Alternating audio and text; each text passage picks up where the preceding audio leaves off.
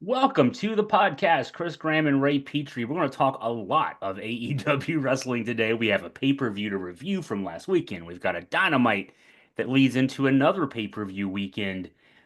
Busy times in AEW with the holidays. And Ray, let's start with last weekend's pay-per-view, World's End. Your first, just your general impressions. You obviously reviewed the show for us in a column. Your general impressions of how that show was.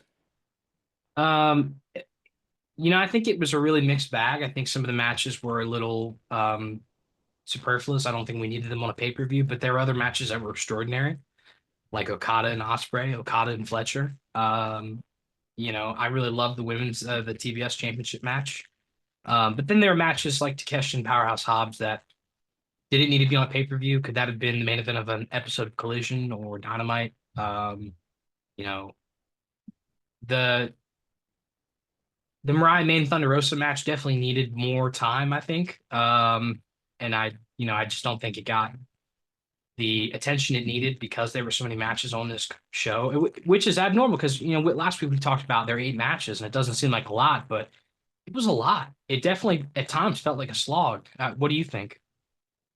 You know, my first thought is looking at that main event match. This is an issue I've had for years with booking of this nature. The Moxley, Hangman Page, Jay White, Orange Cassidy match felt like the main thing that happened there was it just set up a bunch of feuds for the future, which is fine. I mean, okay, in one sense, it's fine. Using a match to set up lots of feuds in the future. I mean, we got Wheeler Yuta and Switchblade Jay White coming out of that, for example. We got a match Adam Page and Orange Cassidy this week on Dynamite out of it. Great. Okay, you're using a match to set up another match, but don't make me pay for it. If you're going to do that kind of thing, it should be the kind of thing where it's the main event again of a TV show, like you talked about. Some matches could be the main event. Some matches on the show could have been the main event of a Dynamite or Collision. So yeah, that was my first thought was that match was last. We had talked last week about whether or not that match would even be last. Um, so yeah, the Thunder Rosa match, I just thought that match could have, uh, the expectations I had going into that one with Thunder Rosa and Mariah May. I was thinking Thunder Rosa, Britt Baker from a couple of years ago. And Mhm. I'm thinking, that one set the standard for women's matches in AEW, maybe women's matches everywhere. That was a great women's match, and it was bloody. It was everything it needed to be. This match was that the match with Thunder Rosa and Mariah May wasn't even close to that. And so I don't even know if giving that one more time helps out. It just fell flat. So yeah, good wrestling on this show. The Okada Ospreay match was a classic. A couple times I jumped out of my seat, and I love it that when that happens, when you're suspending disbelief enough that you're like really into it like that. But there were lots of moments that yeah, it felt like they were just kind of dragged out.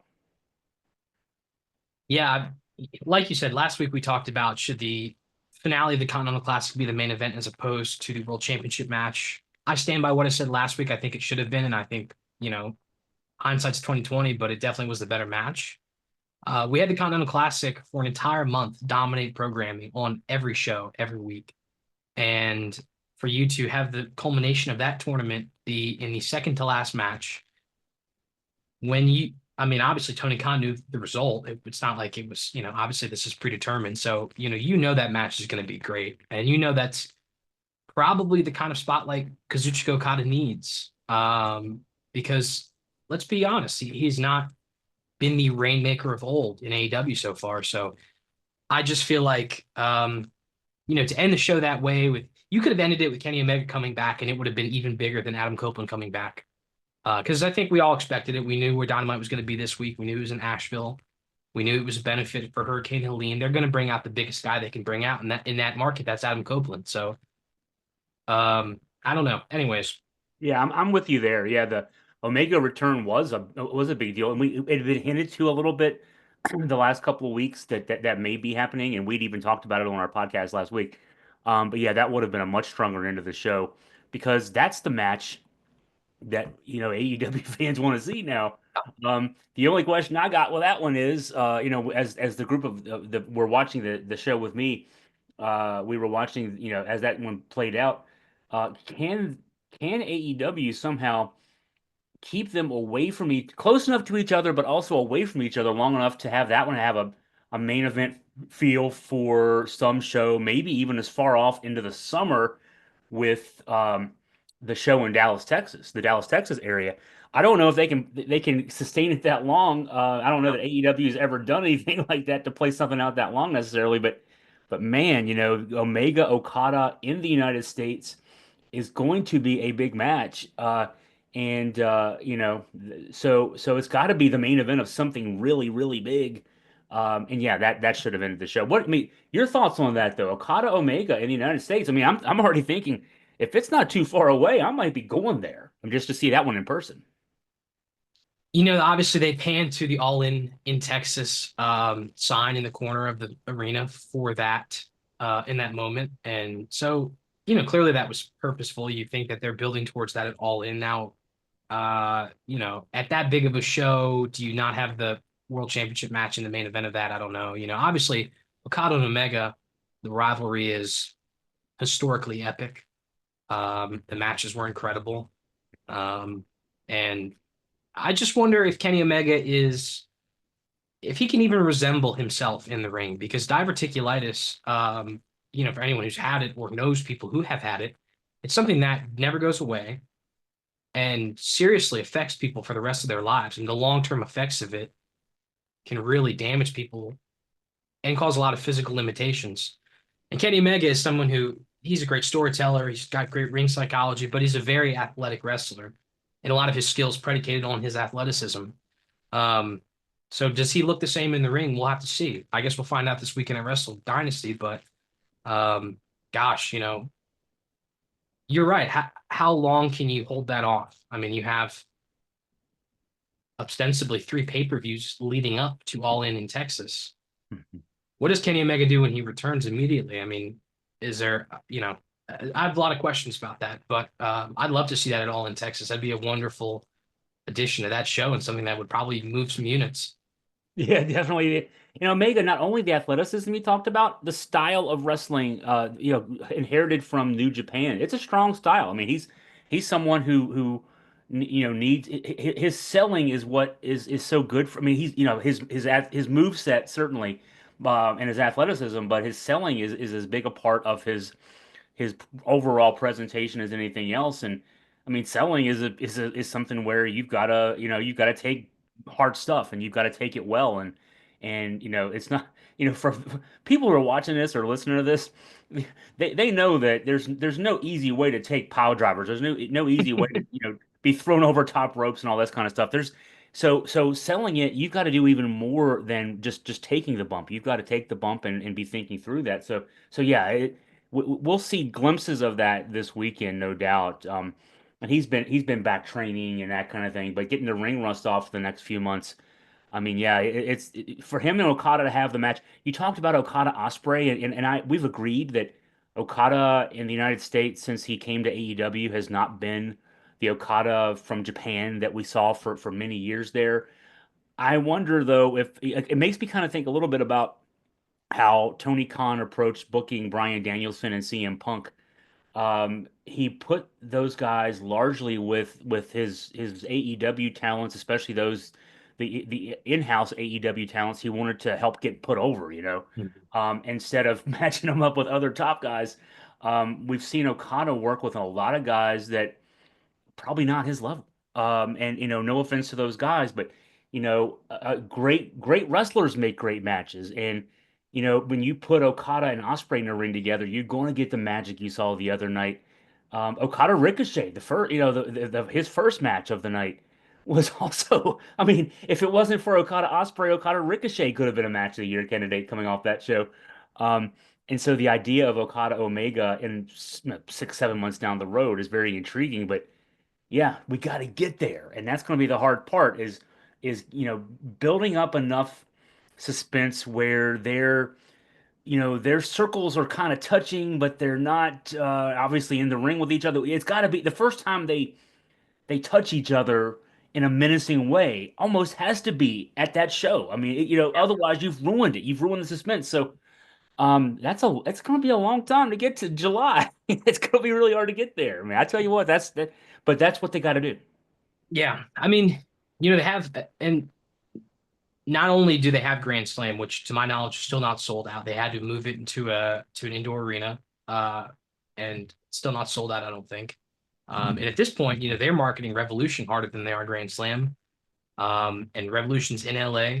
That would be a big market for Kenny Omega and Okada to wrestle in. And a lot of those fans would really appreciate that matchup. There could be Um, an Otani effect there, right? I mean, Japan, yeah. LA being just across the pond from Japan. So there, I mean, yeah, I can see that too. Make more sense than the Australia. Australia will be too quick, but Yeah. yeah, they could certainly do March in LA. So go ahead, keep on. Well, and we say it's so close, but gosh, these AEW pay-per-views are for the most part within a month of each other. Now, sometimes they're within weeks. And they did the Osprey MJF build in less than a month or a month and a half. So I don't know. I hope they give it some time. I hope they let things breathe. I hope Kenny Omega gets to come back and work his way back to that point and shake off some of that ring rust. I don't want to jump the gun, but I'm really interested to see how he fares at Wrestle Dynasty against Gabe Kidd. Gabe Kidd's not a very frenetic worker. He's someone who really understands psychology and taking things slow. And I think that'll be an interesting test for Omega to show what he can do. I mean, he's obviously been working hard. He's been in Japan training with Ibushi. I don't really know how valuable that is at this point, but I'm interested to see how he looks in the ring. Yeah, if it's the Ibushi from a few years ago, it's one thing, but yeah, Yeah. and we don't know what Ibushi looks like now. And he's coming back from some really bad injuries, and also, he didn't look good his last time before he got hurt. He didn't look too good back then either. So, Yeah. let's get to then the show on Wednesday night. Uh, and I'm looking at your final verdict again after we posted it earlier this week. Your review column. Fantastic episode of Dynamite, and a good way to start the era off. Um, the era of the new streaming, the new TV contract, etc. I mean, yeah, this was a fun show. There was a lot of new stuff, teasing a heel turn. I mean, we've been seeing the acclaimed sort of breaking apart for a while. Now we don't know who's going to break from who. The Julia Hart returning on TV, and that was a fun match. Um, Jay White in a three-way with Roderick Strong, Swerve Strickland, and then some stuff happening after that with Ricochet, and Ricochet really cementing his new character. Jeff Jarrett even, and I like the way you started your. Let's start with Jeff Jarrett. It's 2025 and Jeff Jarrett just cut a 6-minute promo on television. Lord have mercy on us all. But it's almost, I mean, it kind of worked. I mean, Yeah. except they started overselling it with him taking his boots to the ring, and then the guitar was set up in the ring. It was too obvious that he was going to retire, so obviously he's not going to retire. But hey, they gave us something there with Jeff Jarrett, and I think next week's show's in Tennessee, so they'll probably move some tickets there for that with Jeff Jarrett coming back. Yeah, I know he was announced today for Collision, which it looks like he's going to be building towards rising in the rankings and making himself a contender. And like you said, next week they're in Clarksville, I think, and then 2 weeks or a week after Maximum Carnage, they're in Nashville, I think. Yeah. So, Jeff Jarrett poised to make a run for this title in some way, shape, or form. Yeah, it's 2025. Jeff Jarrett just cut a 6-minute promo on television. It's miraculous in a way. And as a young kid growing up watching TNA, I didn't like Jeff Jarrett because it kind of had the Triple H Reign of Terror effect on TNA for a long time. But in the last year, I've really grown to like him a lot. Maybe that's because he's a babyface now. Maybe it's because he's a little bit more transparent about his Jeff Jarrett isms, how much of a carny he is. But I like this. It worked a lot.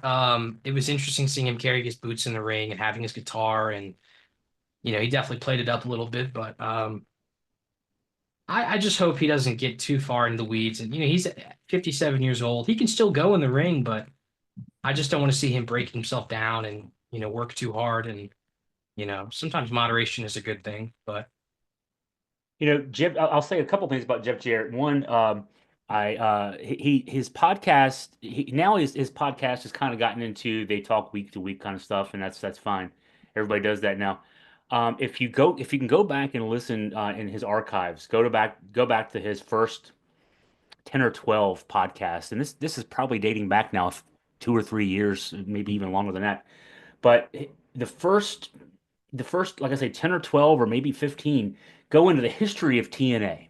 Um, you know, as he likes to say, because if you hear him, his podcast co-host Conrad Thompson. He goes into granular detail. He uses that phrase an awful lot. Yeah. For the first three or four or five are just about like thinking about starting TNA, like not even necessarily the first show, and goes into a lot of how they started that company. It was originally, and I remember this, you might as well, Ray, but I was very excited at the time because it was right after ECW and WCW had failed. WWE was the only thing left standing. We definitely needed in wrestling a challenge just to have something to make WWE want to be better. And so TNA didn't have a TV contract, and so they started it as a pay-per-view every week company. I mean, it was a really hard way to start. They were at the Nashville Fairgrounds, not a good venue to do shows at. Pretty much just with wrestlers who were available, which is the free agents that were out there. And was really interesting to hear like how that company came about from nothing. Um, Also, Jeff Jarrett's career. I mean, his family starting the business. I get this from listening to Jim Cornette's podcast way too much. Um, his grandmother, Christina Jarrett, Teeny Jarrett, as she was known to everybody, um, had got was going through a divorce in like the 50s with Jerry Jarrett's father. Mhm. Needed a job, got a job at a furniture store in Memphis. The guy who ran the furniture store also sold tickets for the wrestling shows. She took over selling tickets for the wrestling shows. Eventually, when the guy who ran the company went out of business, she took over promoting the wrestling shows.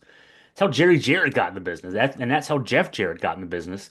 Um, Jeff Jarrett. So we were looking some of this stuff up the other night when he was coming on the show too. He mentioned being a college basketball guy.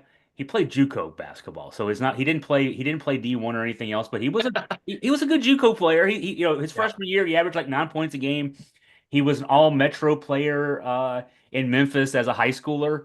And then he quit to go to wrestling, and he went into wrestling at the age of 18. And if you watch any old Memphis wrestling that's on the internet on YouTube, he looked like he was 18 years old. Like now he's at the age of 57, and for the last 20 years of his career, he's been a big more muscle guy. When he was 18 years old, he was about 180 pounds dripping wet. Looked like he was a guard on a JUCO basketball team, basically from that back then. The other thing we found when we looked him up, uh, Taylor Swift used to babysit his kids, which is an interesting little weird story to find out that I didn't know until we found this the other night. But yeah, I guess famous people have to start somewhere, and Yeah. there's that interesting time. They're still good friends to this day, apparently. Um, yeah, so this is. I mean, I say all this. This is clearly like a way to send him out, just like AEW sent Bryan Danielson out in a nice way. I don't know that they give him a run with the title. I don't think that makes any sense, like they did with Bryan Danielson. But giving him one more shot at he will put on a fun match on a Dynamite. I don't know that you even put him on a pay-per-view. Mm. They will let him earn a title shot, and it'll be a fun match. It'll probably have to be like, one of those TNA matches from 10 or 15 years ago with a lot of run-ins and interference and tables and guitars and all that kind of stuff. But it'll be fun to watch. And, in the meantime, hopefully they let him show his personality more. We've only seen bits and pieces in AEW. And then I hope after his in-ring run is done that they keep him around because his knowledge of the business is going to be is real important and going to continue to be real important for Tony Khan to lean on in the future. Yeah, I know a few years ago he took over the live event business for AEW. He's the guy that started the House Rules concept and help book those shows and find the arenas. And yeah, I mean his not only his experience as potentially as an agent or a booker, but as someone who's been in the live event business, which is what he likes to say a lot, that his dad was in the live event business, not in the TV business.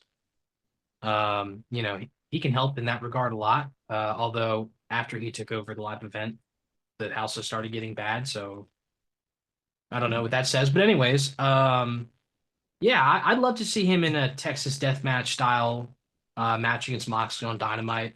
I think it'd be a lot of fun. Like you said, there's early 2000 TNA um, stipulation matches with the run-ins and the guitars and the tables, and I liked the Hangman Page match. What was it? A lumberjack strap match. Uh-huh. A lot of fun. He could do. He's a creative guy, and Memphis was a really creative promotion when his dad was running it. And they, Jerry Lawler and Dundee, they, a lot of interesting ideas came out of Memphis wrestling. So it'll be interesting to see. It's odd. He's 57 years old and he's getting this spotlight on him right now of all times. But I'm enjoying babyface Jeff Jarrett, and I think all wrestlers on their way out deserve to be admired and to get that show that for the fans to show their appreciation.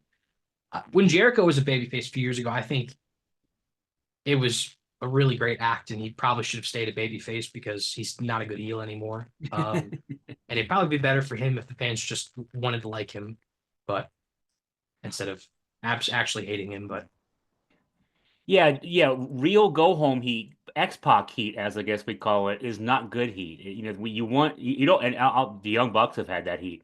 yeah, they And do. you got to go away. When that happens, you got to go away for a while, and then yeah, and maybe as they say in the business, learn a new hold. I mean, you got to learn a new approach, Yeah. um, and do something different. And Jericho's been good at that over the years, and he's just got to get better at it. So, hey, let's talk about there's a lot of things from the show we can talk about. The Acclaimed with the Hurt Syndicate. So for weeks we've been seeing the tease to a breakup. It's kind of funny, like it's like a real life breakup, a breakup of a tag team. It's like who gets possession, who gets custody of the kids here. So in wrestling, it's not who gets custody of the kids, it's who gets to be the baby face and who gets to be the heel.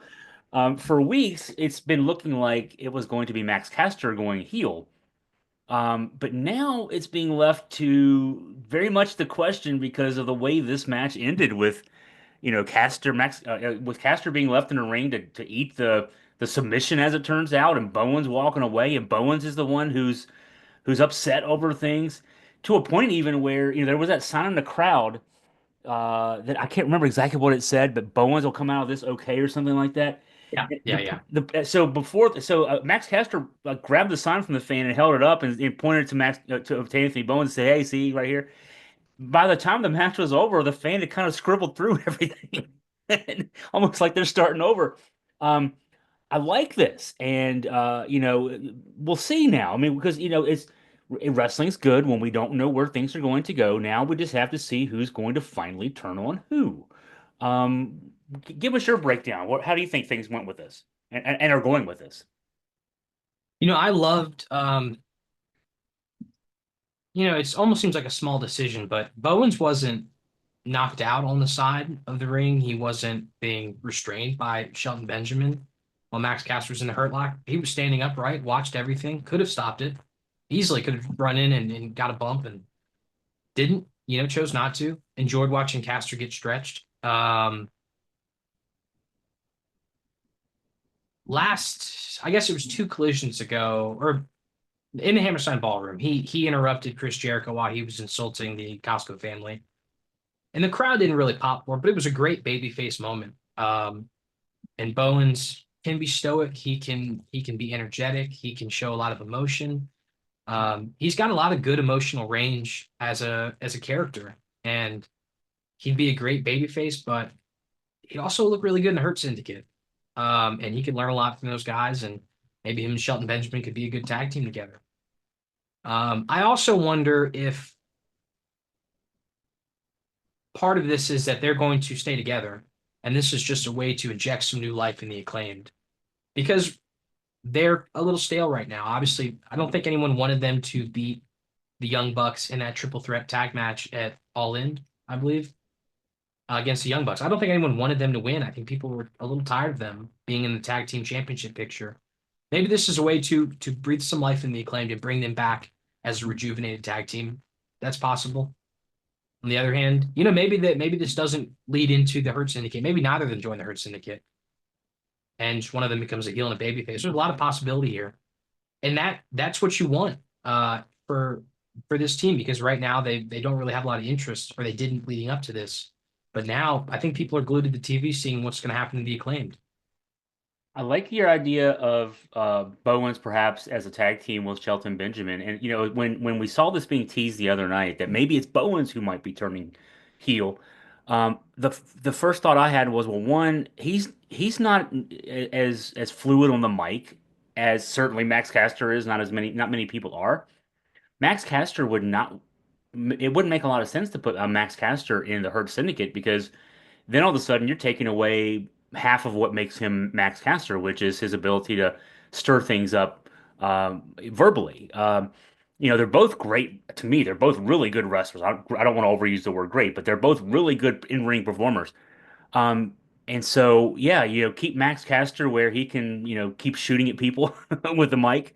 Um, and then Bowens gets to be a tag wrestler with Shelton Benjamin, who we know, over the years has been a great tag wrestler. Then all of a sudden, we don't have the awkwardness of having two singles guys in the Hurt Syndicate. You have a established Bobby Lashley is the dominant single, and then you have a tag team, and that would make some sense.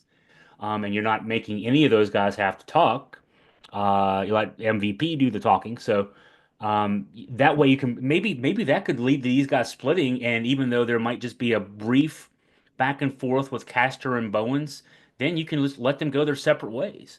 And Castor as a single, whether he finds another tag team partner or just works as a single, and this frees him to be a really, eventually a good single.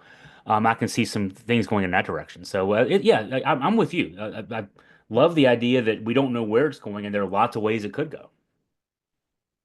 I don't want to undersell the fact that Max Caster probably needs to evolve his gimmick radically. He probably needs to radically change his gimmick because I don't think as a singles wrestler that is going to take you very far in AEW because you just look at how many guys.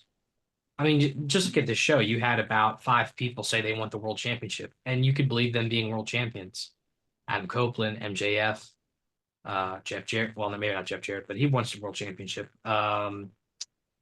Jay White wants the world championship. Hangman Page ostensibly, obviously, wants a world championship still. Swerve Strickland says he wants a world championship. There's just a lot of guys at the top, and then you look at the mid card titles. I don't. Who is he going to beat for a mid card title that currently holds one? Maybe Garcia. I don't know about that. Garcia's, he tied Okada in the Continental Classic. He's clearly someone they're pushing. Um, but if man, I just think I was trying to convince my friend of this the other day to try to get him to see the vision. But imagine him in the Hurt Syndicate, wearing the suits, not rapping, but using his ability on the microphone in a antagonistic way, like you said, just tweaking his image a little bit and how much better he would look because he is a smart worker. He's got great psychology. I'm not going to say he's a great worker, but he's good in the ring. And he's like I said, he's got great psychology. He knows what the fans like and what they don't like, how to get them involved and how not to. Um, I just think if he just tweaked himself a little bit in the Hurt Syndicate with how they portray themselves, he could become a huge heel. Um, so like I said, I just possibilities are endless and it's really fascinating. I want to see where this goes, and that's good wrestling television. AEW doesn't do house shows. I would love to see Max Caster as a heel working a house show and in Yeah. front of a live crowd. As a singles heel, even just let him start going off on the crowd. We won't get to see that. Maybe he does some indies dates, and you'll get to see that there. But another intriguing back and forth. So Ricochet. Um, for years in WWE, used as a high flyer, he was fun to watch, but he got formulaic to say the least. Um, you knew what to expect out of a Ricochet match. It was fun to watch, but it was not going to really. It was kind of like sugar. You got a sugar high out of it, and you didn't get anything else. He comes into AEW the first few months. He's here. He's very similar. I mean, he's still the garden variety Ricochet. And that's a garden variety Ricochet is still a fun guy to watch, but it's garden variety Ricochet. Now we're seeing the development. He's getting TP'd. I mean, they're giving him a character now, and then he comes out. So he's the butt of the joke for a few weeks, and he comes out. And he was pretty savage the other night. That was I like what I saw out of that. And even the effect of him wearing like that Oxford white shirt and then smearing the blood all over it. I mean, just man, the attack of Swerve Strickland. This could, and they've already hinted to this. They, when Swerve dropped his real name in that promo a couple weeks ago, I mean, this could be a fun one for both these guys going for a while. A back and forth, maybe along the lines of what we saw with Swerve Strickland, Adam Page. I like the potential of what we're seeing here. Um, I'm not too familiar with Ricochet's work in New Japan. I mean, I've seen some matches. Don't get me wrong. I don't know if he's ever really been a full-on heel before. Um, Certainly wasn't in the WWE on the main roster. This was good, and obviously he didn't talk, so maybe that might change things. But him playing the kind of geeky tweener, leaning towards the heel was fun, but it was gradually building towards this, which is what I like. And this was savage. I mean, the scissors were a little strange. I don't know if there's any symbolism there, but um, yeah, Swerve got a lot of color, got him in the ring, put him on the chair, delivered the spirit gun. He obviously couldn't defend himself, him being Swerve, and this was a really good segment. Very subtle in a lot of ways, and in others, obviously very violent. But I've enjoyed this character arc of Ricochet so far. Clearly, we're building towards a feud with Swerve. Obviously, Swerve's going to retaliate in some way, shape, or form. And I'm excited to see this. And once again, we talked about this when Swerve's feud with the Hurt Syndicate began. This is another way to keep Swerve away from the title, which obviously he wants. And clearly, there's no two ways around it. Obviously, he deserves a shot at it when he's ready for it. Um, but this is a way to keep him occupied, which is smart booking and makes the mid card better. Yeah, yeah. Um, and these guys can get a lot of mileage out of this because they're both really great performers in the ring. The main event picture, like you said, the world title picture is very crowded. Uh, you know, Swerve Strickland, Adam Page, Jeff Jarrett, MJF with his promo, he made it clear he wants to be in the picture.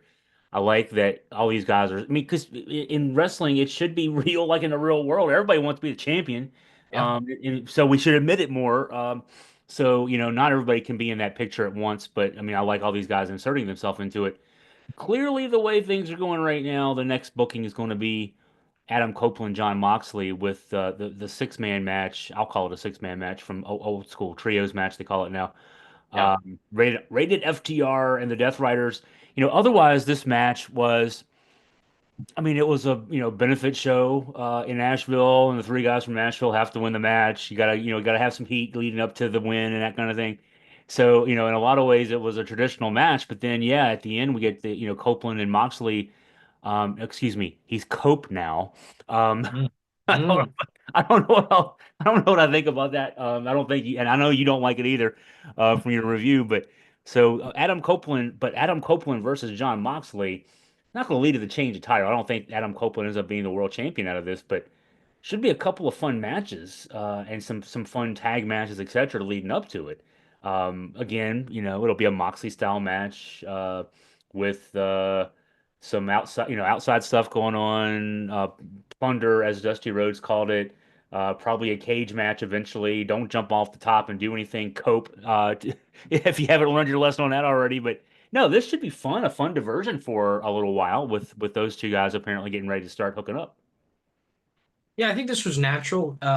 When Adam Copeland signed, I'm not going to call him Cope, by the way. Let's just Yeah, thank you. that's That's not not, yeah, happening. yeah. Adam Copeland, when he signed with the company, he mentioned that he's never locked up with Moxley. When he had to retire, Moxley wasn't there yet. When he got back, Moxley was gone. So these two have never wrestled. I think it's a big deal for him to share the ring with Jon Moxley, because he's on his last run, essentially, and I'm sure he wants to fill out that bucket list of performers.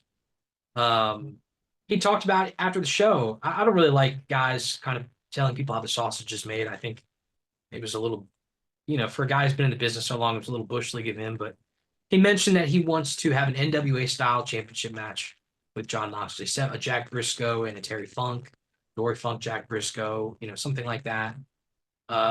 Slow, methodical, telling a story in the ring, which to me sounds great. It sounds like something that would play to Moxley's strengths. Because I think when Moxley goes too fast, it starts looking hokey. Um, I'm excited for this. Do you stretch this out for a month and a half until Grand Slam? Do they wrestle Maximum Carnage? Is Copeland entering that Casino Gauntlet match next week? Mhm. I think there's lots of things to, or someone else going to challenge Moxley, and then Copeland comes back into the picture. There's a lot going on here. Obviously, like you said, this was a benefit match for Hurricane Helene. Fight for the Fallen, traditionally a benefit show. That's why there wasn't one last year. They were saving it until this moment. So you expected them to win, but FTR looked great. Claudio Castagnoli's contributions to this match were really fun. Wheeler Yuta got his ass beat like he should. Um, and that spear through the barricade on Moxley would look good. They missed it, and they showed the aftermath of it, but when they showed the replay, it looked good. And um, yeah, this was a fun match. I wonder how much mileage you can get out of this because I think, like you said, you can get a few matches. You can get a straight match. You can get a cage match. There's where you get a Texas death match or something like that. There's room here for these guys to have a series of matches that'll really be entertaining. So And it gives FTR something to do. yeah, FTR on the other side of this, they'll get to go with Castagnoli and Yuta for a bit, and Yuta better get used to eating some pins because yeah, that's what his job's going to be in this, like it was the other night. Um, yeah, I can see this playing out the way you said there. Again, I just right where we are right now is there so many directions things can go. World's End, they named it well. Now things are kind of starting over, and let's look ahead real quick to the weekend because we've been talking. We had so much to cover here. We've been talking for a yeah, while. Um, Collision, I'm looking at the card. Daniel Garcia, Mark Briscoe for a title. Private Party defending against Leo Rush, Action Andretti, what should be a fun one. Tony Storm, Deanna Purrazzo. Give Tony Storm a mic. Learning Tree, rated FTR. They did a decent promo for that, so I think that should be okay. For Wrestle Dynasty now, I'm just going to go through the card real quick, and I'll say a thing, and then after I get through the card, I'll let you jump back in. Ricochet, Zack Sabre Jr. I'm curious how that one plays out. Those are two very different styles. You talked about Kenny Omega, Gabe Kidd, Claudio Castagnoli, Shota Umino. Jack Perry coming back from his recent hiatus, Tozushi, Mercedes Monet, Mina Shirakawa. We've heard about that one on TV. That one should be fun. Brody King, David Finlay, big guys match. Konosuke Takeshita, Shingo Takagi. I'm a big fan of Takagi. This should be that might be the match of the show. yeah, Sons of Texas, House of Torture, kind of a fill-in. Willow Nightingale, Athena, Persephone, Momo Watambi, another kind of fill-in. Good opportunity there for Willow Nightingale and Athena. Athena doesn't get any TV time on AEW TV. She's dominating ROH. yeah. And then the Young Bucks making the comeback. Their return, Great O'Con and a mystery partner. I haven't really thought much who that mystery partner would be. The ones that stand out there to me again, Ricochet, Zack Sabre Jr., just because I have no idea how that one works.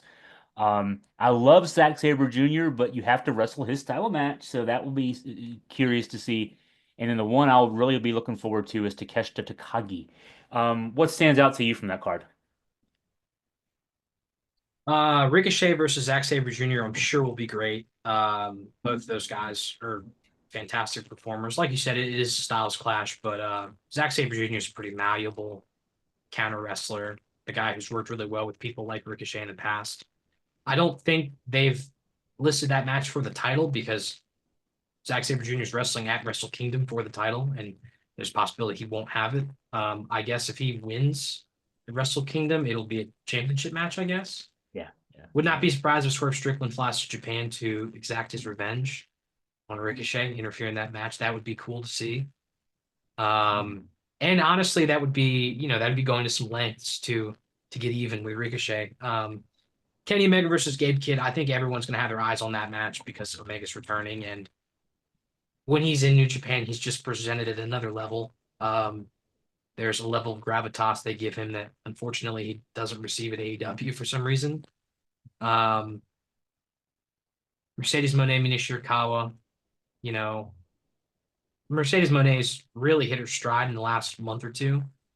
Most of the matches she's had have been really good. I think this is going to continue that trend. And if she wins that match, she's essentially a Triple Crown champion at that point, which I'm sure will continue to inform the story she's trying to tell right now, being undefeated.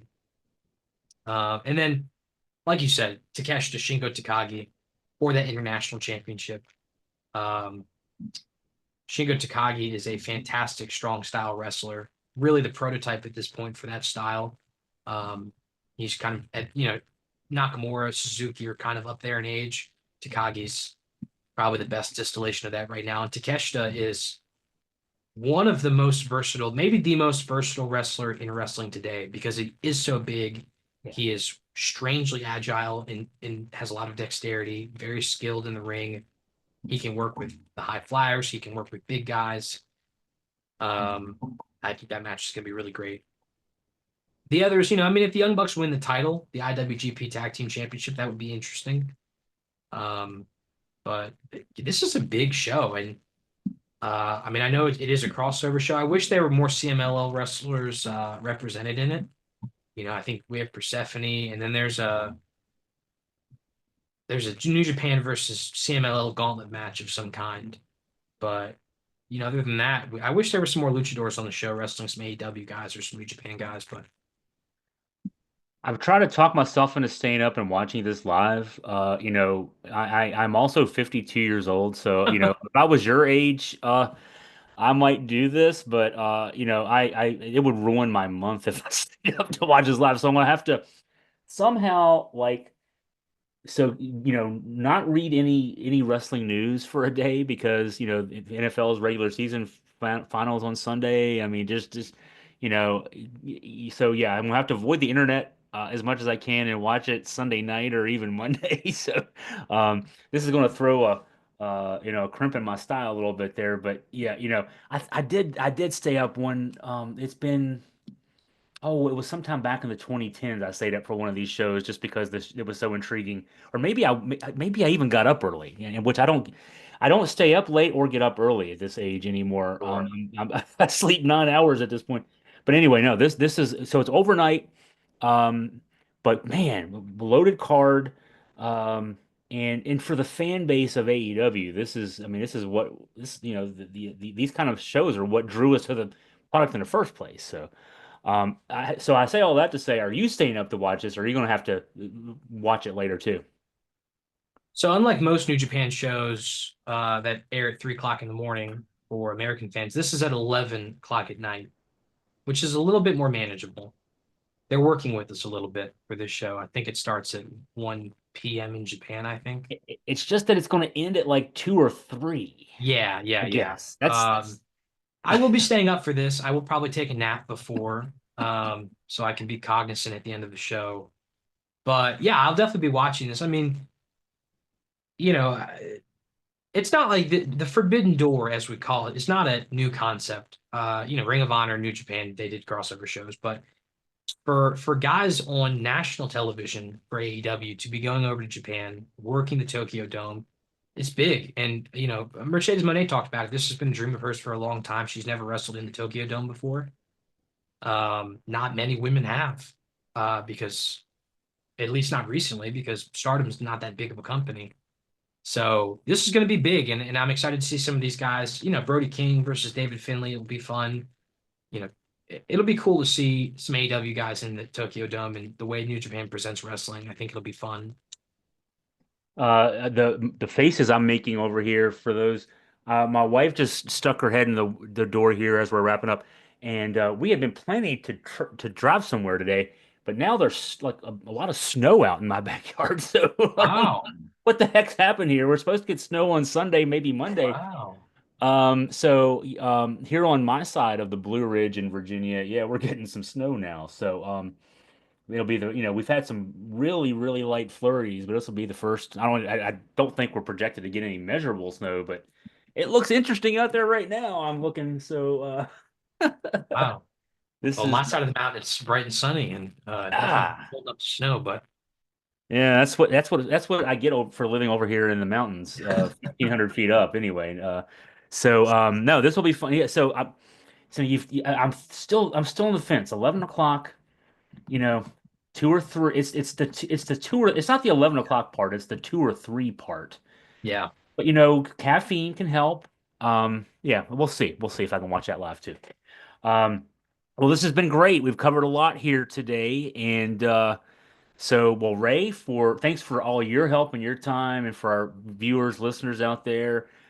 Check us out next week. We'll have some more wrestling for you here on Augusta Free Press. I look forward to it. And it's a big week, and I can't wait to see how things shake up this weekend.